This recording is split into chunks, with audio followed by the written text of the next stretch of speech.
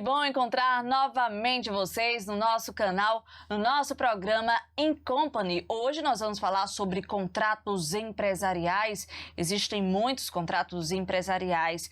Tem startups de agronegócios, construção civil, imobiliário, financeiros e investimentos e também contratos na área da saúde. Mas você sabe qual você tem que atuar?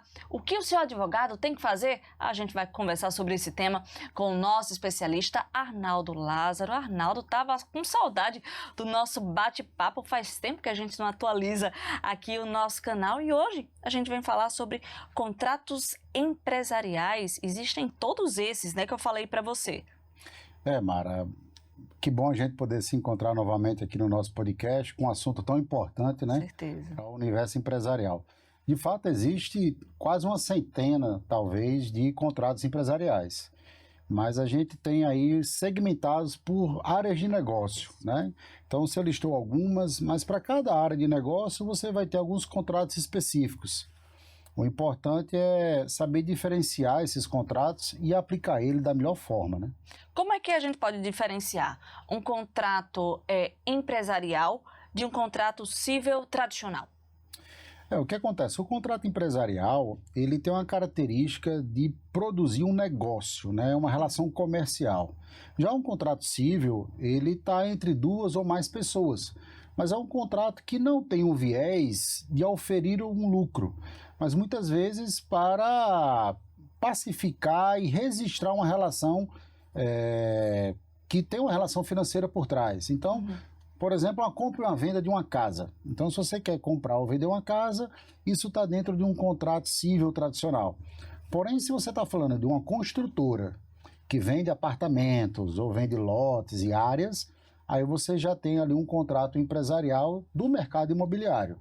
Então, saber diferenciar isso é importante, não só para quem está envolvido, as partes que estão envolvidas, porque no futuro litígio o regramento vai estar por trás, né, dando todo o lastro normativo a esses contratos, mas também para os colegas advogados poder se posicionar em suas áreas específicas, né? Tem várias, é como você falou agora, tem um agronegócio, tem a área da saúde, né? As startups, há uma infinidade de áreas de negócio e para cada área tem os seus contratos. Arnaldo, agora quais são os principais, né, modelos de contrato empresarial? Então, se você pensa no contrato empresarial específico, né, das empresas, você tem o mais conhecido que é o contrato social, que é aquele que faz surgir um negócio, uma empresa. Aí pode ser um contrato social ou um estatuto, né? Aí você tem, fora dessa questão contratual empresarial, você tem a parte dos segmentos. Então, se você falar da construção civil, então você tem ali os contratos de incorporação imobiliária. Se você falar das startups, como você mencionou, você tem os contratos de investimentos. No mercado imobiliário, você tem um contrato muito forte hoje, que é o contrato de build-to-suit, que é aquele que você faz um investimento para que o empresário não precise aportar capital num imobilizado. Então, ele tem interesse que alguém construa para ele e ele faz a locação. Agronegócio, arrendamento rural, parceria agrícola e tem outros também, né? Compra e venda de safra futura, contrato de integração. Pois é, no agronegócio você tem uma infinidade aí também de contratos. Você falou da compra e venda de safra futura, que é um modelo de contrato onde o empresário ele paga um valor já pré-fixado para uma safra que ainda vai ser produzida, né? Então isso é muito comum no agronegócio. Diante da sua experiência, Arnaldo, quais são os principais erros em contratos?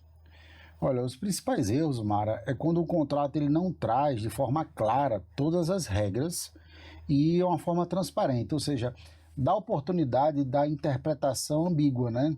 Onde muitas vezes diante de um juiz ele vai interpretar de forma equivocada, porque ele não compreendeu bem a natureza do contrato. Então é primordial que o redator do contrato, seja ele um advogado ou algum especialista de área, ele traga transparência e muita assertividade no que ele está escrevendo. Porque o maior erro é esse, é você não escrever de forma clara. Outra ocasião que acontece é não definir bem as regras de cada parte, as suas obrigações e os seus direitos, né?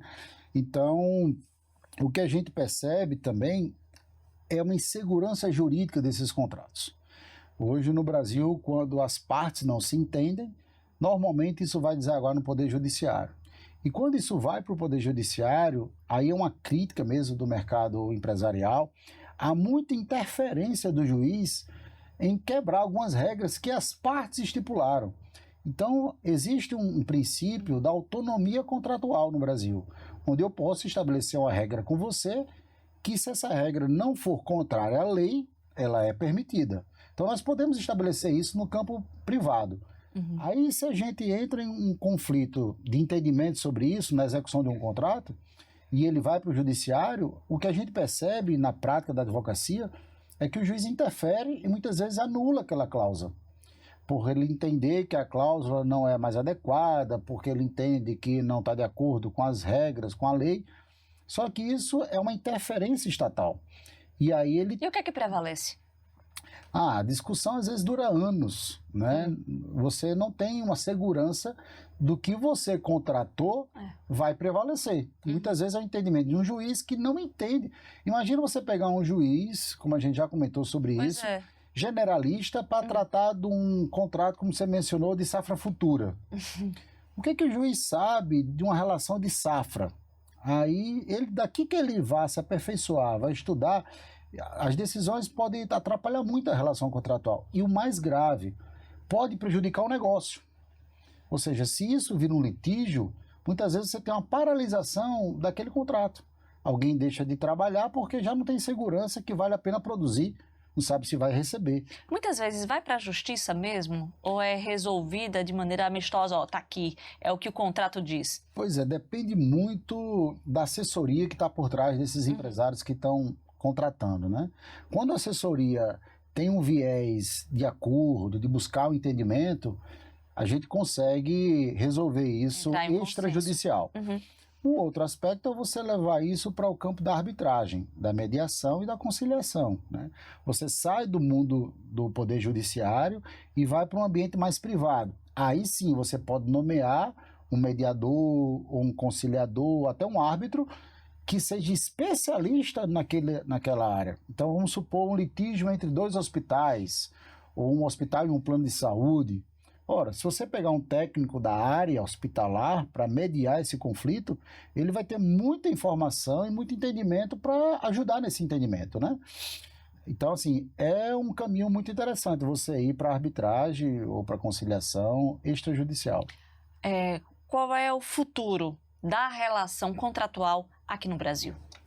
É interessante isso, Mara, porque a gente até debateu em outro podcast, em outro episódio, que a tecnologia está avançando muito em todas as áreas. E uma das áreas que ela está muito forte é no ambiente empresarial. E nós temos os contratos inteligentes, que são os smart contracts. Esses contratos, eles são auto-executáveis, né? Eles se executam através de comandos já pré-definidos em uma plataforma de tecnologia. E eles são registrados no blockchain, que é um registro público digital. O blockchain ele vem para revolucionar toda a parte de armazenamento de dados, como a gente conhece no mundo tradicional, esses registros de cartório. Então, hoje, tudo que se faz, busca-se uma transparência e uma legalidade, levando ao cartório para receber um carimbo, né? E ali você fala, não, está registrado, meu contrato está registrado.